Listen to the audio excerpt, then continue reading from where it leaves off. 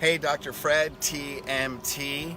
I'm a spirit on a human journey just like you, and I'm here to help you connect with that divinity inside you, tap into that power so we can all fulfill our soul purpose. So my question is, what's sticking to you? What's sticking to you? See this right here? Okay, so we're a spirit on a human journey, so we go through life and things happen to us. People come in our life, people come out of our life, things happen, and things happen to us that can be painful, and we have these emotional impressions, and we carry around these emotional impressions with us, kind of like a backpack. We shoulder, and we are human beings, so we are emotional beings, and we carry these emotions through us with life, and because those emotions can reoccur, they become belief systems. Once they're a belief system, they actually become who we think we are, and that's not true. So what's an example? Let's give some examples. Hey, you know what? And this wasn't necessarily me, but I'll go through examples. Hey, I have shame. I'm not good enough because I was abused when I was young. I'm going to carry that around. Okay, guilt. Well, if you're a parent, maybe I did some things with my kids I might not have done. So, guilt or regret, I have a little bit of that. And then here we have regret or disappointment. I know when my wife passed away, the immediate acute pain was that she passed away, but the suffering, the long-term pain was that we wasted so much time arguing about stupid stuff. Man, so I have that disappointment. And then you have hurt and anger, or let's go this one. We have resentment. In my relationship now, her son's father, he regrets what he did in the relationship. He lost her, so he keeps calling her, trying to break us up, right? So I could look at him with tons of resentment. What are you doing? Tons of resentment. And then there's anger, hurt. Well, that's about every day. How often does that happen? Somebody cut you off in traffic, right? Maybe you're not in the right mood, you're a little tired. So we have all these emotions, and then how's this outfit right here? Because they're supported, and because we actually carry that energy in our body, they're actually reinforced. So we have things that keep happening to us, these emotions keep coming up, and then the problem is this is who we believe we are. When in a higher consciousness, right, you can't change the facts of your life. And here's where logic creates the conflict. Because logic in your mind says these things actually happen. So you can't change the facts of your past, but you can change your belief systems about the facts of the past. So here's my question. Are you Teflon? So get this. Here's a pan. It's not quite Teflon, but this is a non-stick surface. So I'm going to go home, and I'm very excited about the breakfast I'm going to make. I'm going to put some eggs in there. Man, they don't stick. I'm going to tell you, flip those around. I like them over medium. Yeah, there you go. Flip them around a bit. Non-stick. This is easy, right? This is when life's going great. Then we have, a little cast iron. Oh, this is a little different. I crack some eggs in this bad boy. They're going to stick. I got to scrape them off. This is a metaphor for the emotions that stick to you, So what do I have to do? I got to get my God, right? See, good fat. That's God fat right there. Now, if I put a big fat ass tablespoon of God in there, man, I can create, this is life. It could be a non-stick surface or a sticky surface. I can make it non-stick with a little bit of God, a little bit of ghee, a little bit of God in there. So my question is, if things feel like they're non-stick or feel like they're sticking, do you have some God oil in there, some good fat, some God fat to make that better? So the thing is, we can't change the facts, but we can change our beliefs about the facts. So we don't have to carry these, because who am I? I'm not these things. Life isn't happening to me. It's happening for me. So I'm going to give you 5 steps. How many? 1, 2, 3, 4, 5? 5 steps to make you non-stickable.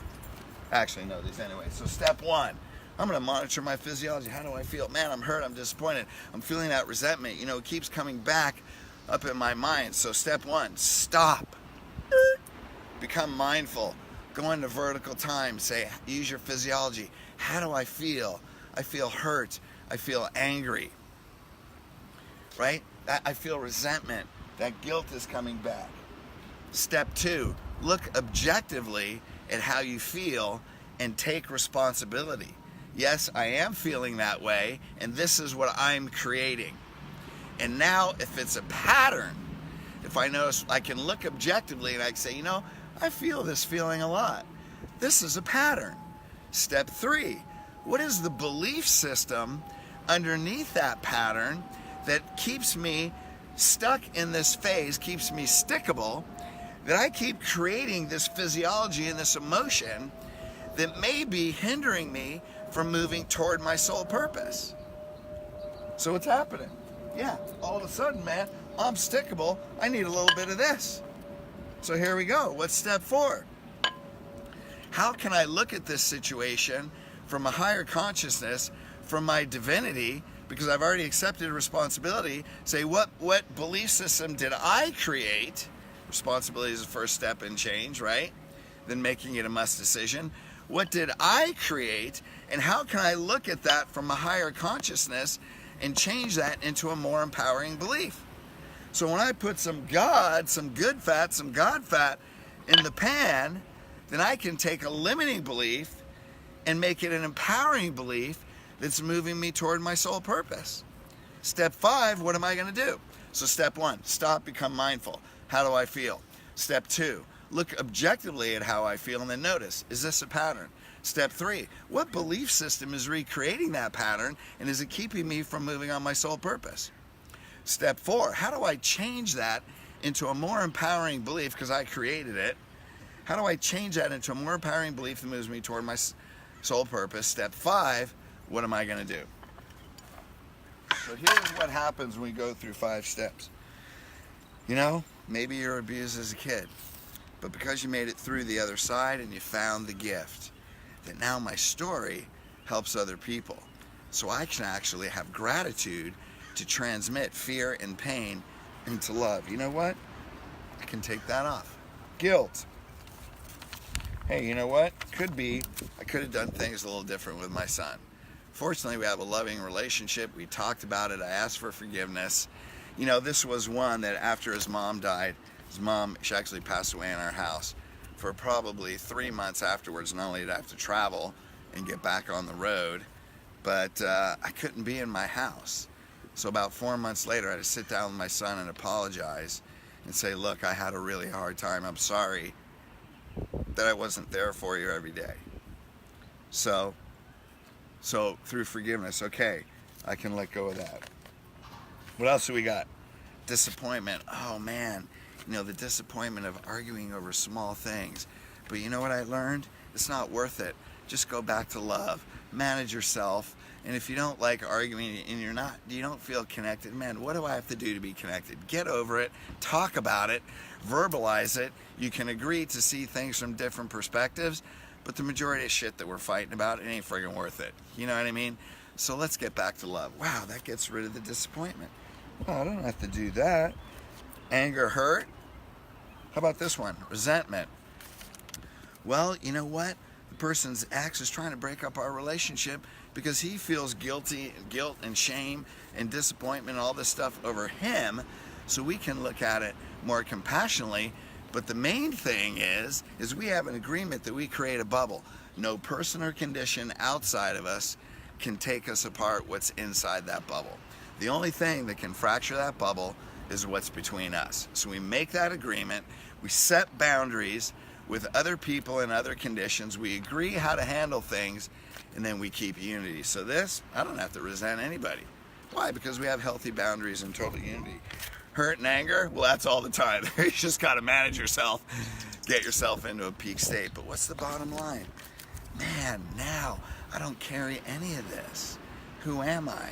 I'm a divine being, a spirit on a human journey, here to fulfill a soul purpose.